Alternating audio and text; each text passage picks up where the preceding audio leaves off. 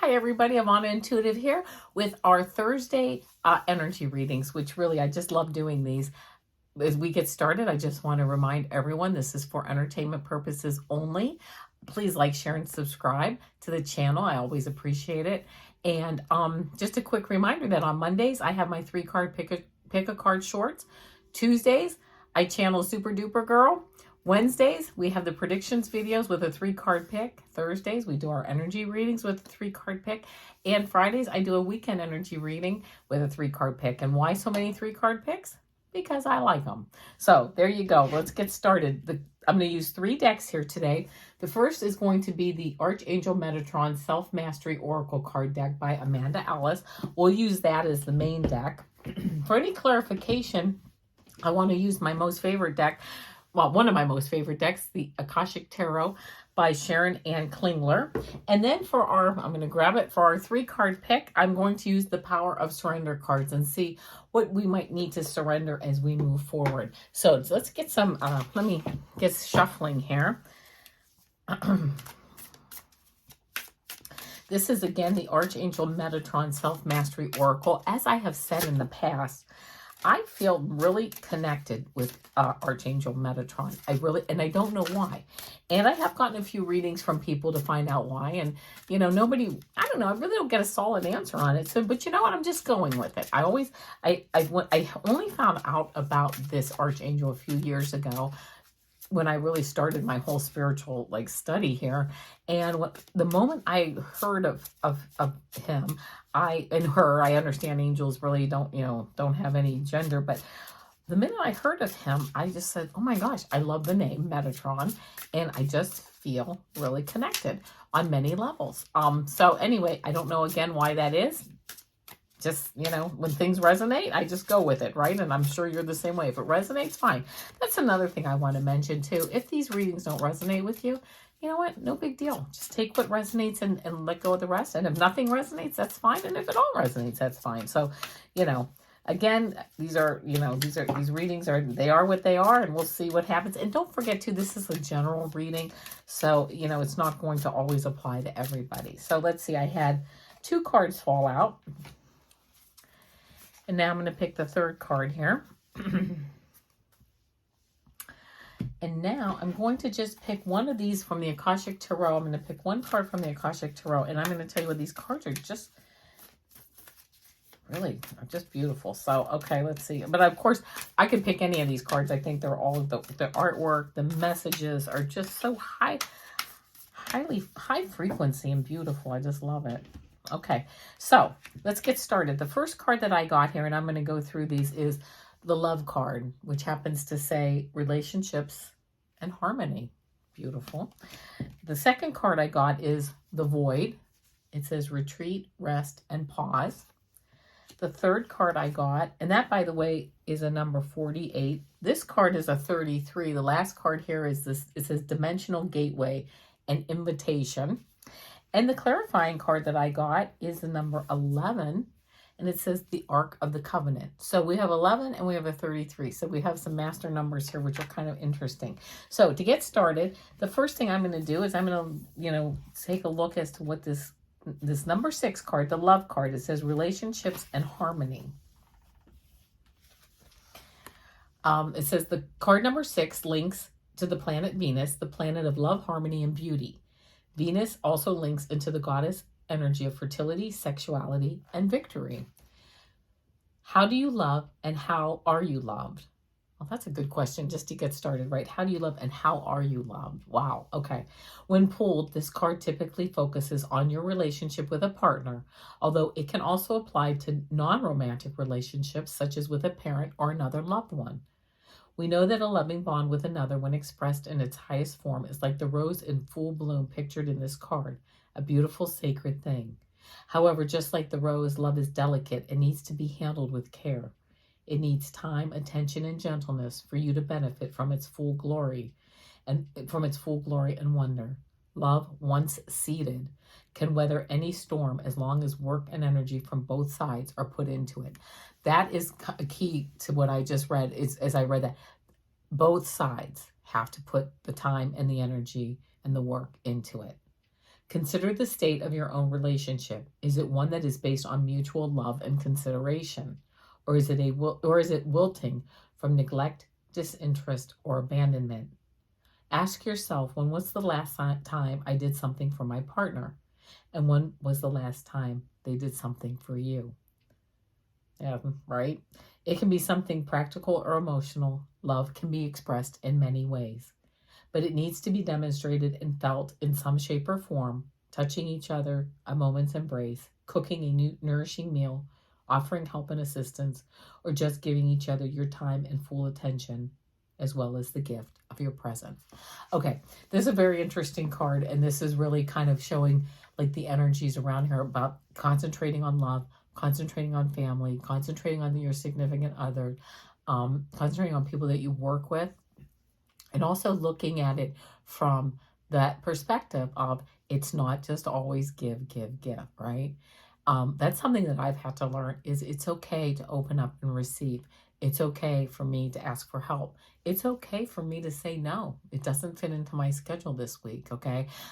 That's been very difficult for me because for a very long time, I really just wanted to like serve everybody who needs it at whatever cost because, of course, I love them and I'm doing it. It's a labor of love, I would tell myself. However, we need to step back. It might be time to step back to say, you know what? I love you. And if you love me, there's also, there's a give and take to it, right? There's that energy exchange to it. So, okay, that's the first card. The second card is number 48. It says the void. And this is kind of interesting because it says retreat, rest, and pause. Let there be light. And with those words, creation sprang forth from darkness and propelled all of us on our eternal paths of discovery and enlightenment. You are now again at a time of great transformation and change, and this may require introspection, soul searching, and questioning regarding where you go from here. If you are feeling stuck, feeling bored, facing difficulty, in pain, or otherwise challenged, entering the void offers a chance to regroup, redefine, and co-create with the divine what is best for you, and it will serve you through this next stage of your life. Sometimes we voluntarily go into the void, and sometimes we are pushed by illness, burnout, grief, or loss, as well as other circumstances. Yet within the darkness, you can retreat and hibernate, feeling safe for a while as you search for deeper meaning and fulfillment, and allow a moment of pause before creation once more kicks in.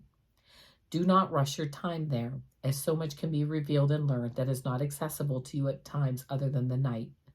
These can be rich days and weeks indeed. We call the first movement of a baby in the womb the quickening, and so too it is with you now. Feel and sense a quickening within yourself, a desire to begin anew, to stretch, change, become something else. So move further into the void, and as you do, you leave behind the old and what is known. The first steps in are the most difficult, as they require you to face your own darkness, that which may have robbed you of joy, love, health, abundance, or hope. I kept reading because every paragraph, as I would kind of look ahead while I was reading, really had something so important to say. And here we are, we have this relationships and this love, beautiful love and harmony, but knowing too that we need to take time out for ourselves to regroup, replenish, redirect, redefine who we are. As we get older and as we move through get more experience, there's that level as new things happen to us or to our family members or, and I'm thinking about like even to finances and to like weather, climate change. I mean, there's all these things are going on. We now might need to step back into that void to regroup and redefine. But does it lessen our love for ourselves or our family? No, it doesn't. It becomes a different kind of expression of love, doesn't it? When we start to put ourselves first and we start to say, you know what, for me personally, like, I can't do everything for everybody all the time. It's not going to work that way. And you know what? Everybody was okay with that. Things moved on and I'm happier because it allows me to, I've gone into the void, probably going to head back in there, shortly to do some more regrouping and redefining, but taking that time to really say, you know what, what do I want? What do I want to do and move forward? What do I want to spend a couple hours a week doing just for myself? Okay, that doesn't mean I walk away from everything else. Absolutely not. And there's a lot of other things that I do that I truly love doing, and a lot of people that I like spending time with in that. So having this this love card and talking about the relationships, the give and take, and then really going into the void to really define what is it that we want to give and what is it that we need to in return to move forward. And the reason too I smiled when I was reading this is today I was very much guided in getting that power of surrender deck to do the 3-card pick. So that kind of is like going, oftentimes that tells you to step back, to surrender something, to surrender into this void. So that's the third card, or the second card. The third card is Dimensional Gateway. It's a number 33, and it says an invitation. So let's see what that means. Let's see what they have to say with Dimensional Gateway. Master number 33 is linked to crystalline light and higher powers. Drawing this card shows that you are standing at an important place in time on your path of destiny, one that has been created by your own past positive actions, behavior, and thoughts. You have done much good already, helped many, and supported those who needed it, and this is acknowledged now. Archangel Metatron offers you a gateway to a new way of being. He is a gatekeeper to many beings of light and ascended masters who appear when called by him. One of the names Metatron is known by is the Grand Orchestrator, and he is able to call on any energy needed by anyone at any time and does so for you now. He has sent one of his angels of light to greet and welcome you, their arms outstretched and hearts open to receive you and guide you in. See the light all around this special place, blazing gold and containing wisdom, love, and enlightened space. Step into the gateway and feel the warmth from the flaming torches that purify and cleanse you, ready for your next step.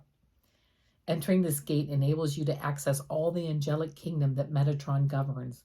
This is his door and his domain, and it feels like home to you now. You are welcome to come and shelter here a while, to rest and recharge before journeying on.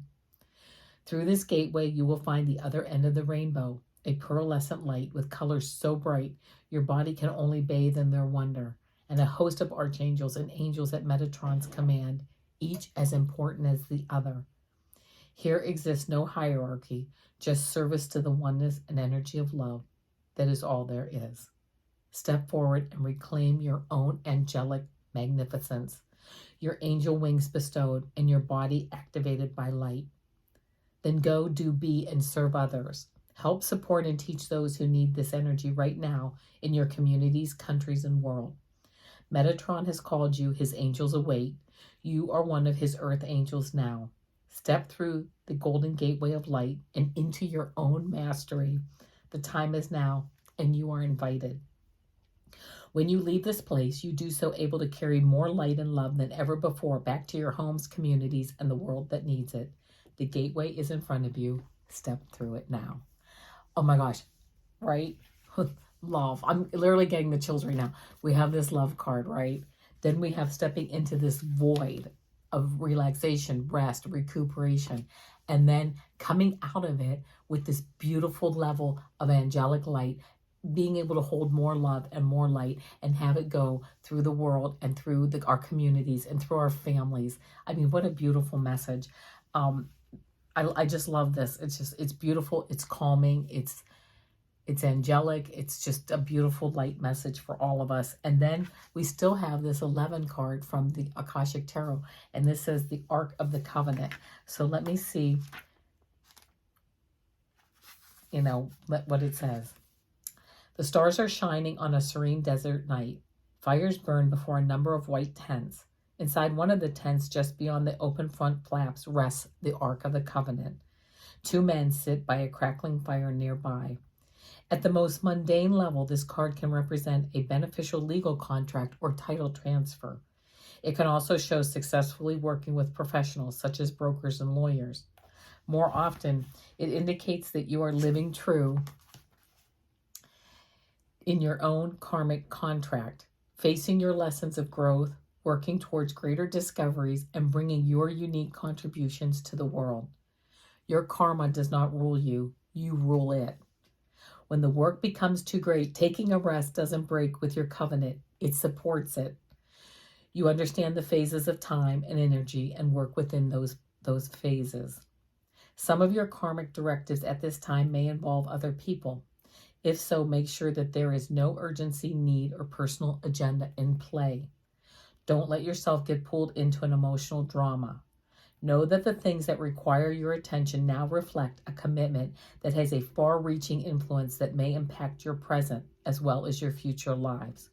So continue to work towards your highest purpose, to uphold the sacred covenant you have, to touch the world with your light. Okay, yeah, right. This is all lined up. Oh my goodness, these cards, every time I do this weekly reading, I get just like amazed. So, of course, we have this love, this all-encompassing love, but knowing that we can only offer this love, right, to ourselves, and we have to know who we are, and we have to create really the loving embrace that we can give to the world right now, and we may actually not maybe be it's not that things have to always be equal, but we may not be receiving the love back that we really are putting out. Here we are, we're stepping into this void, we're taking a rest, we're redefining and redeveloping who we are, and just getting re-energized to move through this gateway of Metatrons to really go back out into the world, a new higher frequency of our vibration, right? As we move forward and look at this beautiful golden light that we bring as we move through this this dimensional gateway, and then coming through with this Ark of the Covenant, again, working with people, helping people, holding space for people, and moving forward, and really just having that energetic frequency, again, that helps to change the world. So change our lives, change our families, our friends, as much as we can, if they're ready to. That's everything. But being able to emanate that beautiful, beautiful light of love.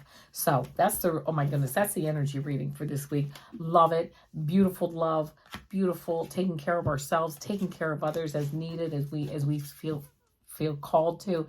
Just a beautiful reading. I really enjoyed that. So now, now I got to catch my breath after that. And of course, we have the power of surrender cards today. This is Judith Orloff, MD. And of course, all this information I always have it in the description. So if you want to get these cards yourself or whatever, you certainly can. So here we go. I'm going to pull 3 cards. We'll do our 3-card pick a card with these power of surrender. Taking this message and seeing what might work for us to surrender here, right? I got 2. A lot of them fell out here. I pulled 2 that just really called to me. And,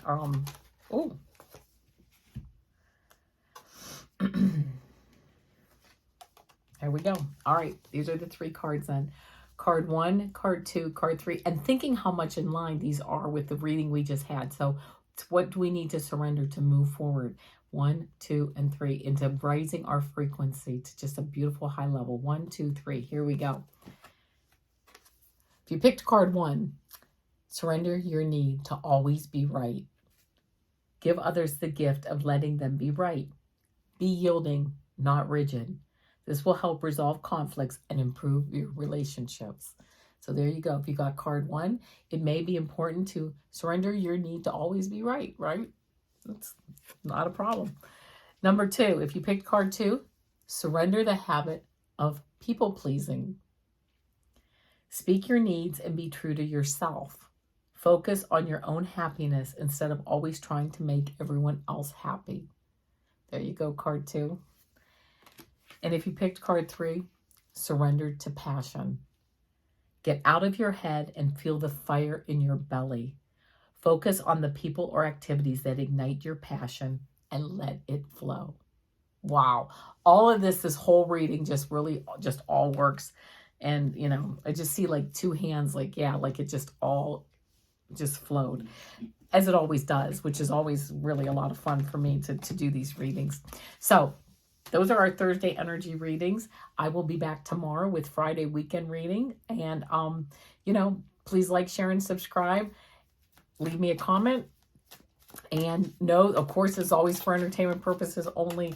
But you know what, my friends? I will see you tomorrow for our Friday weekend reading. Namaste.